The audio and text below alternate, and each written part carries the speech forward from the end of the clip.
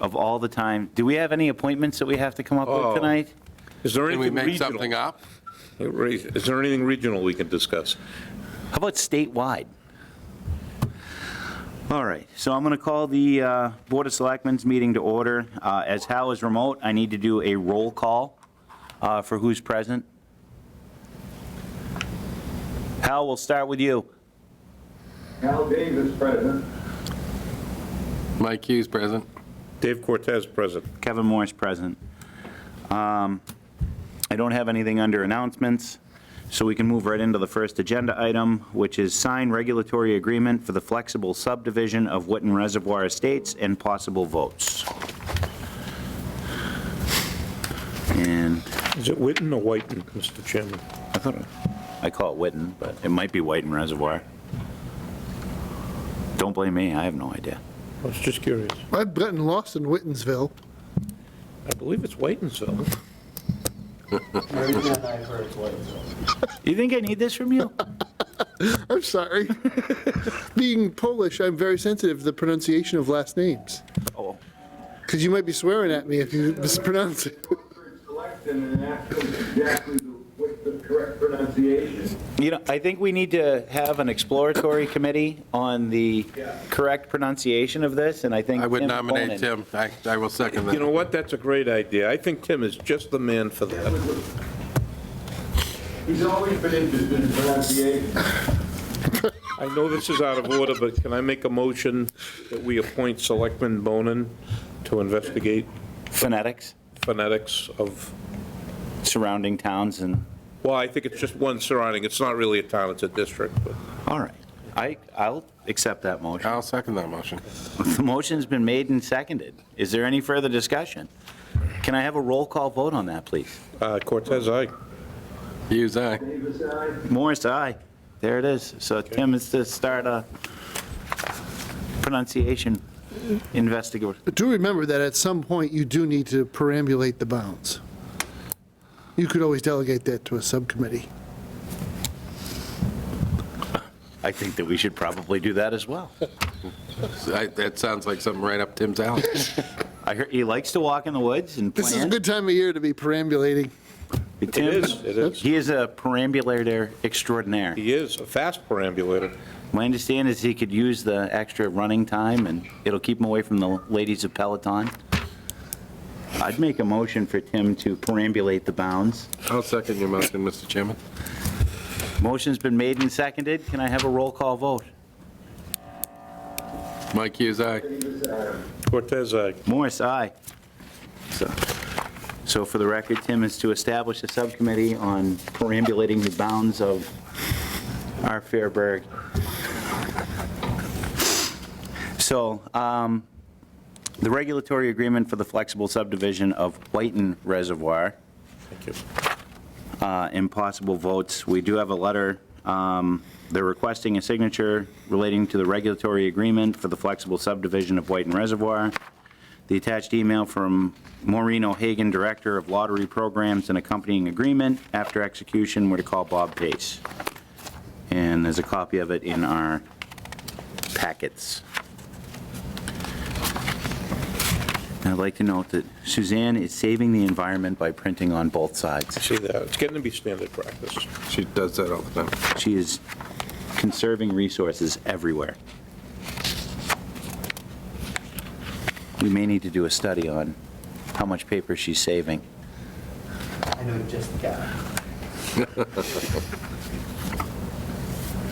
So I think the vote is to authorize the chairman to sign the documents, is that correct? Correct. So moved. Second. The motion has been made and seconded. Is there any further discussion? Seeing as none, can I have a roll call vote, please? Hughes, aye. Cortez, aye. Davis, aye. Morris, aye. All right, I will take care of that. The second item was discussion with Oktoberfest and the Town Common Preservation regarding tree lighting on the common. And I don't believe, do I have, I can't see who's logged in. Is Tina Porter logged in? Now, I think David Payne is associated with what you just did. Yeah, And 1, 2, 3, 4, 5, 6 is the chief of the fire department. all right. So we don't have representation from either the Oktoberfest Committee nor the Common Preservation Society. I'd added it to the agenda because I was reached out to by Tony St. Pierre regarding the lighting up at the gazebo for the Right. tree.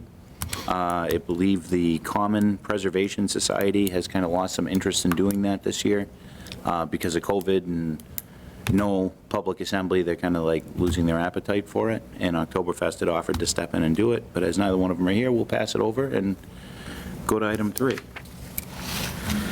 So I will say on the record, as long as somebody puts a tree up and lights it, I'm perfectly happy with it. I would like to see that, yeah. Is that something Mr. Bonin might be? He is very festive. Does anyone feel good about making a motion for Tim to be the resident Santa Claus and tree lighter of I Douglas? think let's hold off until the next meeting and until he assumes his new duties as chief perambulator and linguistic Yeah, specialist. you don't want to overwhelm him, just. No, we wouldn't want to do that. He's very busy planning. Very, very busy planning. So we'll move over that. That'll be a next agenda item. Discussion on the Cable Advisory Committee and franchise agreement with Charter and possible votes. And unlike previous years, I'm actually allowed to participate in things as it pertains to cable television and all of its doing within town.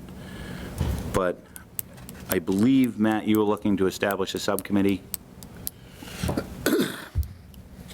Yeah, I think you certainly should offer it to your Cable Advisory Committee, because they put in all these years, and this is really what they were formed to do, is be involved in the franchise agreement.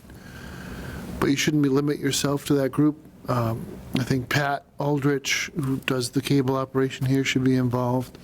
I'd also recommend someone from our IT department, so our consultant, probably David Bernaglia, to at least come in and out of the negotiation, because his role is to make sure that our data network, fiber network, supports what he's trying to do and is necessary for public safety radio as well as the schools. And you, Mr. Chairman, since you know the industry, I don't know that it needs to be much more than that. Yeah, I have no problems getting involved on that side of it at all. So just the committee of those 3 people, is that Well, that would end up, I think you've got 2 or 3 on, on the committee anyway? you'll end up with like 5 people. Okay. Yeah, we want You've the- got Fred Fontaine, Yep. That's right. and Yes. I'm trying to remember who else is on Cable Advisory. People have put in a lot of time and should have a chance to participate. All right, so it'd be the Cable Advisory Committee, Pat, David from IT, and myself. So moved. Second. Okay, the motion's been made and seconded. Any further discussion? Seeing as none, can I have a roll call vote, please? Hughes, aye. Cortez, aye. Davis, aye. Morse, aye. All right. Next item is discussion on investigation into the DPS and authorizing an audit of DPS and possible votes. Some of this I would like to move to an executive session this evening. Hadn't thought about that prior to, so I would have brought it up for open session topics not reasonably anticipated 48 hours in advance of the meeting. But on one part of it, I'd like to try and keep momentum moving to get this matter with the schools and the investigation completed and rolled up. I know that we have received some of the emails and documentation from the schools thus far. We're still waiting on more. But I think it would behoove the board to ask Jean to engage Heath Melanson to begin the auditing process of the schools. Would you like the word behoove? Behoove, I haven't heard that word in a while. Yeah. What are your thoughts, Mr. Hughes? I'm in complete agreement. We should keep the momentum going. No reason to slow that down now. No reason to slow it down, and I think an audit is always a good thing. Shows us as a town where we are and make sure that everything is as it should be. Yeah. End goal just being transparency and... Yeah. Mr. Davis, any thoughts? I concur. So, Matt, it would just be like, we just put a vote together for us to instruct Gene to point Heath Melanson in the right direction? Right, and authorize her to, she'll have to enter, this will be above and beyond the scope of our existing audit engagement. So we have to investigate whether there's flexibility within our existing contract, or whether she'd have to get an addendum for the service. All right, so the official motion would be to authorize Gene to engage Heath Melanson in the audit and determine if additional contracts are needed. Second. So, well, you made the motion, he's not gonna, All right. don't look at me. That was how I interpret. Well, you were starting to say something. Well, I was gonna, You were going to say so moved, weren't you? Yeah. Yeah. So the motion's been made and seconded and moved and all kinds of other good stuff. So can I have a roll call vote, please? Hughes, aye. Cortez, aye. Davis, aye. Morris, aye. And, wow, we're just ripping through the agenda tonight. We are so efficient. I think Tim slows us down.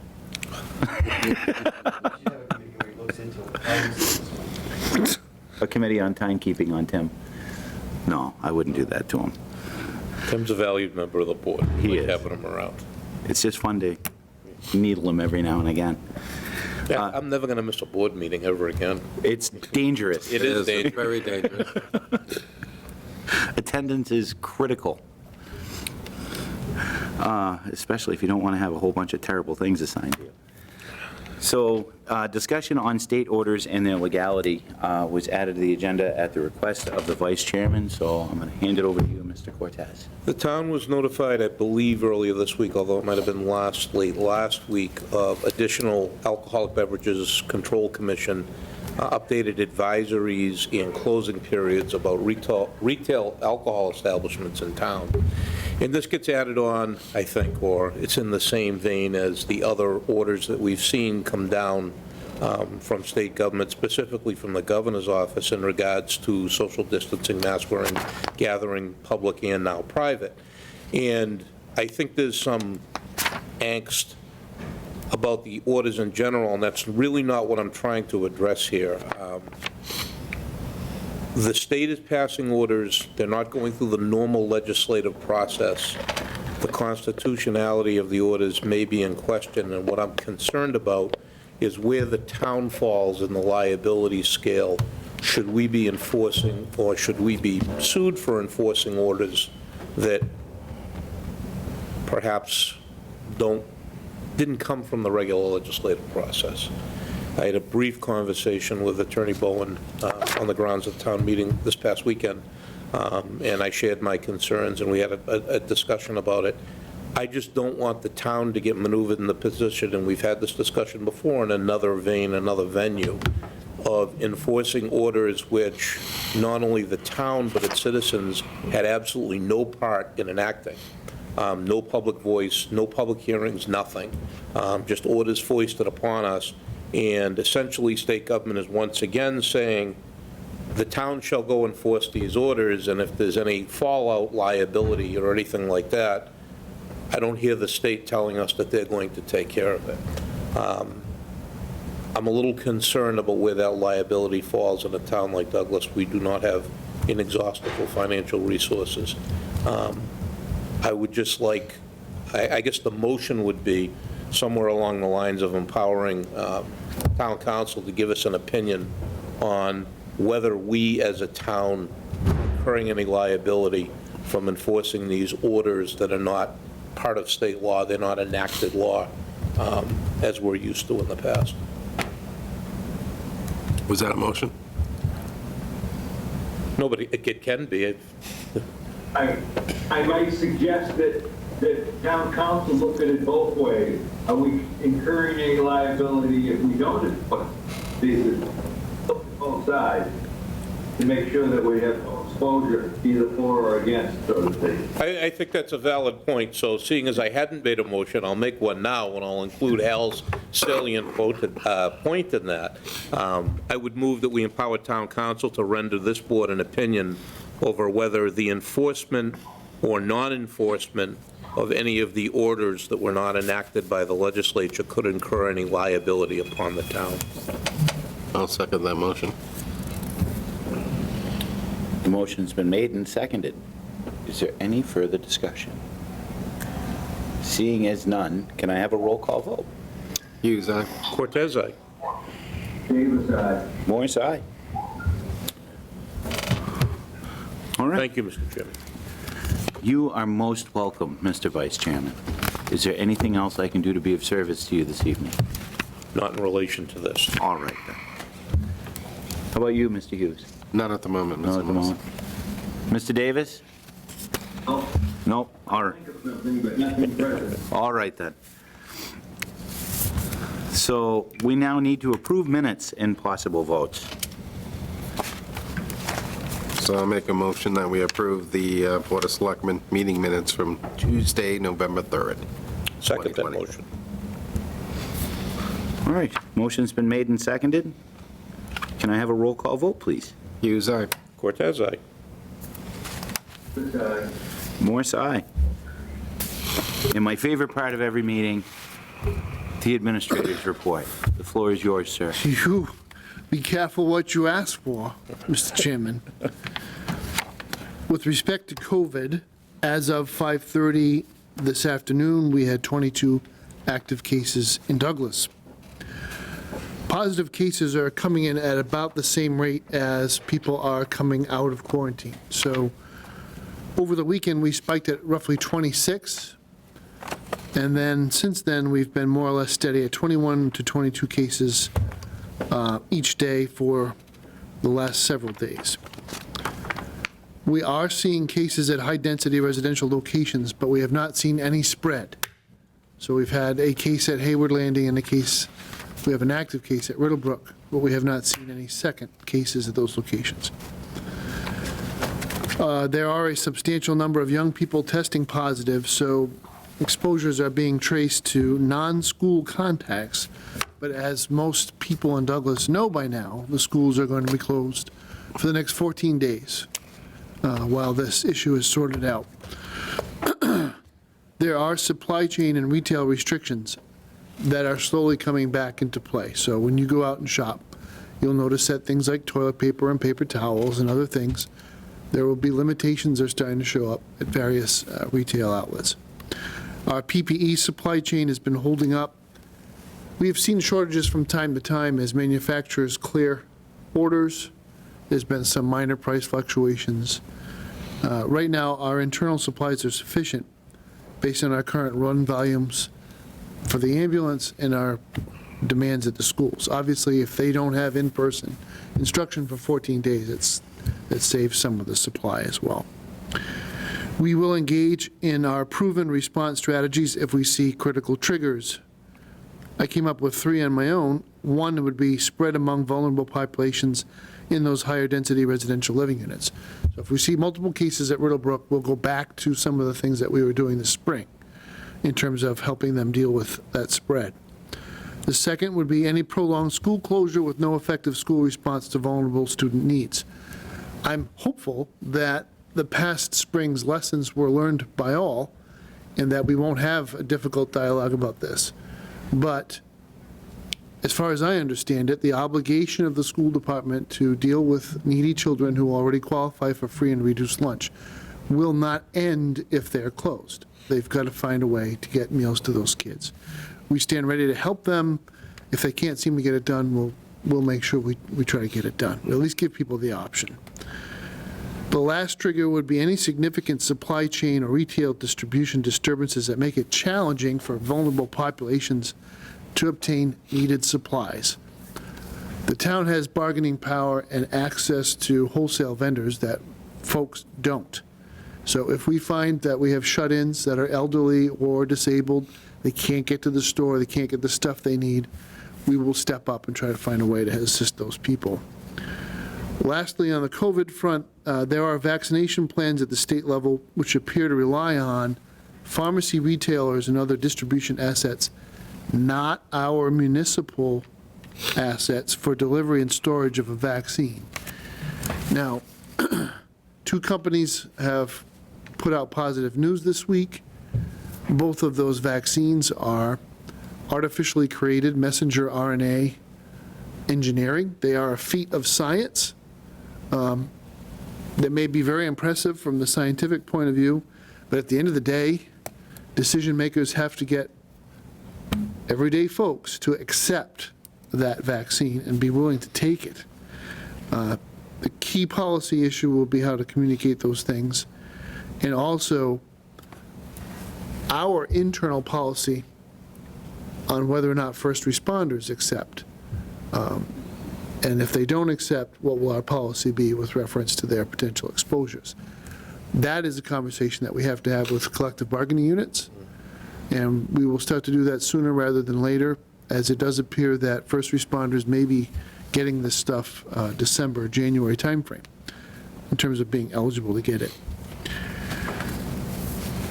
I thought it would be helpful if I started to go over critical considerations for the budget season about to begin. It's already November, and we would typically be putting instructions out now for at least the personnel supplement part of the budget. I wanted to go over, and I distributed these talking points this evening to the FinCom so that if they want to pay attention to it, they can, because these are the parameters that I see us dealing with. We have no fewer than 6 significant exposures coming up this budget year. The first is unreimbursed COVID-19 response expenses. The CARES Act eligibility will cease on December 30th. So everything we spend on pandemic response up to December 30th, we can get reimbursed for. After that, we may very much be on our own. Allow me to interrupt and ask, what's the general feeling that that deadline will be extended? It's incredibly hard to tell. Okay. At 7.5 years as a Senate aide in Washington, I would like to think I have some idea of what goes on, even though it was a long time ago. I'd like to think that civic-mindedness would prevail over any partisan rancor, and that they would at least do the bare minimum to extend this aid. But the fly in the ointment is there are 2 Senate seats that won't be decided until January, because so Georgia triggered a runoff. So there's that issue. So the majority is so tightly in balance that those 2 seats matter as to who is going to set up the agenda for the Senate and push it. And then there are any number of moderate senators actually got reelected over opposition, both primary opposition and general opposition. And they may actually, the most powerful person in the United States of America today may very well be Susan Collins of Maine. It just might be that way. I'm not optimistic, but I've been happy to be wrong about this kind of stuff in the past. So that's exposure number 1. If that got too deep, I think it may actually be necessary to call a special town meeting at some point in the late winter, because we cannot deficit spend. We do not have a lot of fat in our budget. If we find ourselves having to pay for things like the second ambulance, we'll have limited resources to do that. We would have to seek town meeting approval for additional resources. Item number 2, I don't want to, this is a little bit geeky, but I just want to make sure people recognize that as a self-insured entity for health insurance, we are subject to all of the trends in the health insurance world. One is elective surgeries and lots of other voluntary procedures have been canceled or postponed by the patients themselves as a result of the pandemic. So 2 things are happening. One is, if the pandemic resolves, if the vaccine is successful and people take it, we may see in the upcoming benefit year, all those things that were postponed will now happen, because people are going to be in a rush to get them all done, which would cause a flood of claims all at once. The thing that concerns me the most is that if there are people who at one point was an elective surgery and now it becomes more urgent, their condition has worsened, they may have additional care, additional pharmaceutical obligations. And so we are exposed on 2 levels on health insurance. One is our trust fund balance and rate setting going forward. If we have this bubble, how we're going to accommodate that. But secondly, if cases are getting worse, if they get to the stop-loss attachment point, it would affect our stop-loss premiums for a number of years beyond just 1 year. So that's the exposure. I've got some good news on that front, which is that the town's equity hasn't been returned to us, even though we are above the equity cap under the bylaws. So as a group, we're discussing whether or not we should retain that equity so that we can smooth over what we expect to be 1 year's aberration in claims. I don't know how the underwriters are going to respond to that, but it might be worthwhile pursuing. It certainly won't hit our operating budget on that level. Question through you, to Mr. Chairman, to Matt. Is it possible that we built up a surplus in the current year because we aren't doing these elective surgeries that can be utilized in the future? Yes. Work that way? Yeah, that's correct. So to the extent that our working rate was set by the underwriter's anticipation of our utilization, and we haven't because they've been postponed, that's a surplus that's closing to the bottom. So far, the thing that's hard to predict, Mr. Chairman and Selectman Davis, is that because we have a high deductible plan, we don't see the full extent of our claims because people are using their deductible. So we don't typically see Douglas's claims really materialize until the end of the year. So the April, May, June timeframe is where we see just about everybody's eaten through their deductible, and now they're getting procedures done before the new year starts. And dispatch is sending out some sort of tone right now. That's what my phone is going off. Fire detector. Does that answer your question, Selectman Davis? Okay.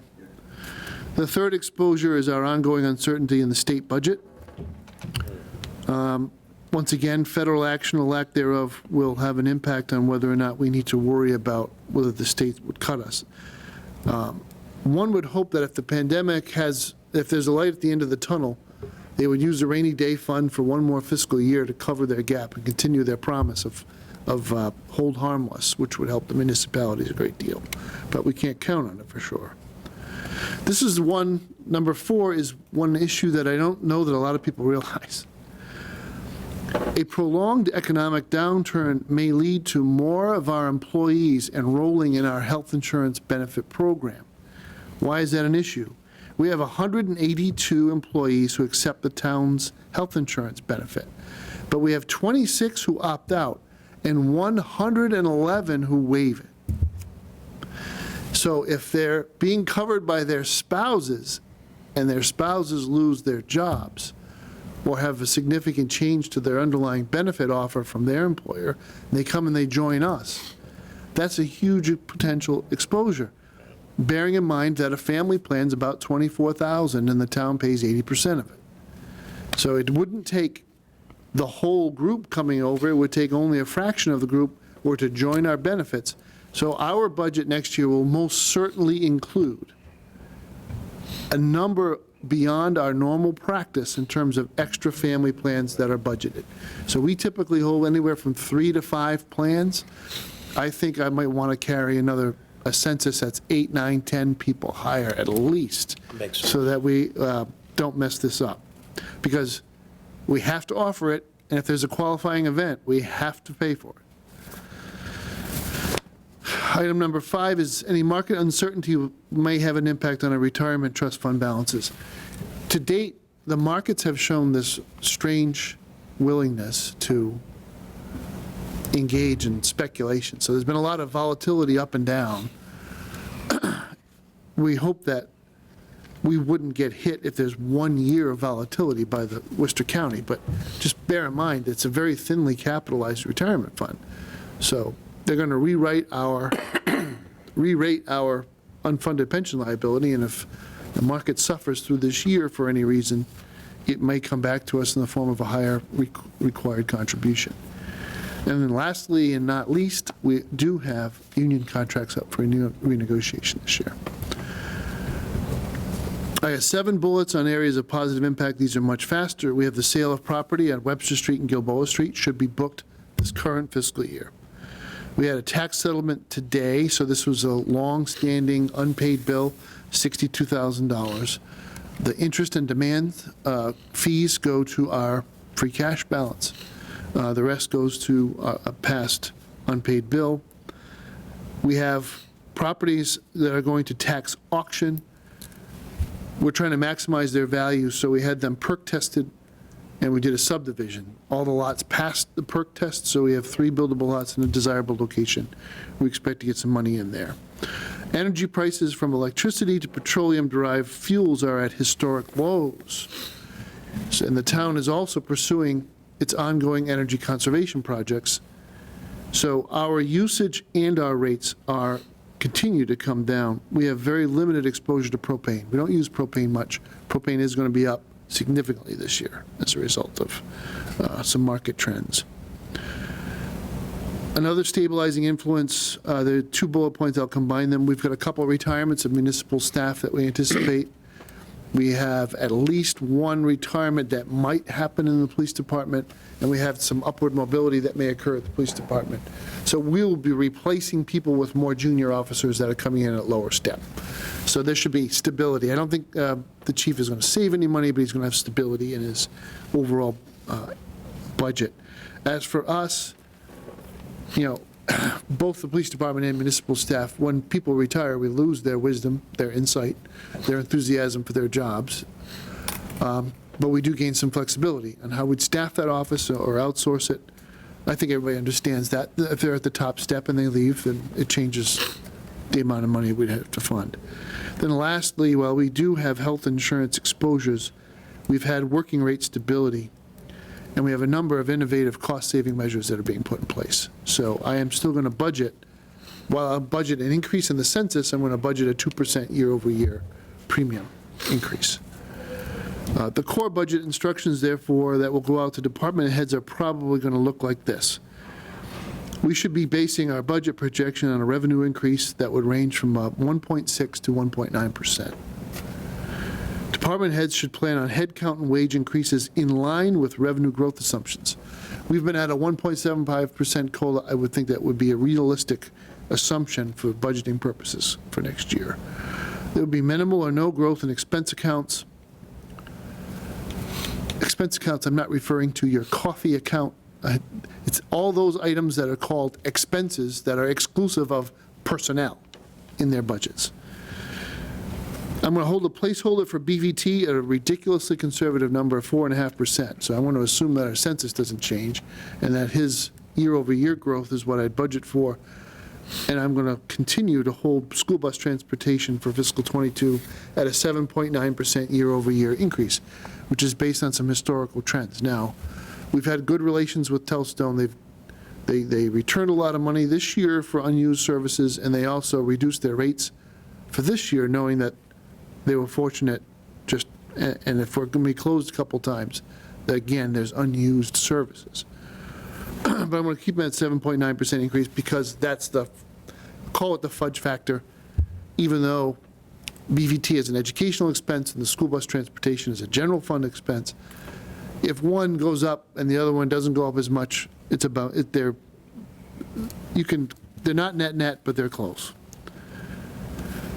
So lastly, I'm anticipating requesting a 1.5% increase for the Douglas Public Schools. I will say that there would be an upside potential to that depending on the revenues. So whether or not we can count on the state and those other things to be clear, there might be some upward possibility there. So that's the budget. And other announcements, town meeting approved the capital expenditure for public safety radio, so I'll be forming a team. The critical thing here would be the performance measures in the contract. When the thing is finally, all the switches are flicked and the thing is up and running, it has to deliver. It's a lot of money, so we want to make sure it works. So we'll be working with experts to get a good contract that's very specific. We also need a work plan. We've started to reach out to Spectrum already because we're trying to see how much bandwidth is available on their fiber from the fire department to the municipal center and from the municipal center to the schools. That fiber backbone is essential. We moved some of that traffic to a more modern copper line because frankly, Spectrum was doing such a poor job that they were charging us really high prices for almost no bandwidth. So our solution to that was to drop that account completely. It made a lot of sense. But if we need to go back to this and dedicate that fiber optic capacity for public safety radio, then we'll have to go back to Spectrum. They move at the pace of molasses in Antarctica, so I'm not optimistic. I'm hoping this franchise conversation might shake the devils up a little bit. We've got job postings that will be up as a result of the town meeting, including a full-time building official, which was approved, and the economic development part-time position. The purchase and sales on Webster Street is almost ready for your consideration as a board. It'll probably be in front of you in 2 weeks. Rich made good progress with the attorney for Flying Goose, so we think we're pretty much there. And last but not least, there's a request from Z&T for cannabis HCA. They have an existing HCA with a location to be determined. They've named a location that they prefer. I'll tell you that from a zoning point of view and for an economic point of view, the location they'd like to be in would be good. There are going to be some details around the building itself that they want to be in, and some process that will have to be completed. What we're trying to do is be, I don't know if we call it customer friendly, but we want to be very much upfront with, okay, this is a process that you will have to go through. Manage your expectations accordingly. If that's where you want to be, you need to know everything about that building from the town's perspective, not the landlord's. We're going to disclose fully what the issues might be. But I think it's doable. I actually, like I said, I think that area they want to be in is zoned commercial. So it's anticipated that there would be retail storefronts in that area. Would it make sense for us to hold off on modification of the host community agreement until the property and whatever issues they may be facing shake out? But by the time it gets to you, I hope to have had those conversations. Okay. So one of the things that we want to do is we're just going to make the list of all the things. I've been over it already with Land Council. I've been told there are some things that really are not a concern. So I just want to make sure that we cross our Ts and dot our Is and communicate fully about what the issues might be. So on the BBT part under the budget, so as much as at the first town meeting outdoors that we had, as much as I appreciated Howard's ceremonial refusal of the BVT budget process, considering we were kind of a lone wolf out there doing that, if that's something that he legitimately feels that strongly about, now would be the time for him to start rallying support from the remaining 12 communities to try and get up to at least the magic number of 5 or 6 if he wishes to make some kind of a financial stand on BVT's increase. It goes without saying, if FinCom's responsibility is to finalize the budget for recommendation at town meeting, then they have the use the word power to investigate what our capacity is to continue these increases and to engage other towns. I stand ready to help. We've had meetings with the superintendent of that district and several town managers where he got the what for. He did take some steps to address some of his costs, health insurance being one of them. But the complexities of budgeting during the pandemic affect him as much as they affect us. He has his own school bus contract. So if they don't deliver services and he gets a turn back, it goes to him. It's not coming back to the districts. Our rate was probably set with transportation in mind, but we didn't get any Reward. Nothing came back to us from that turn back. So,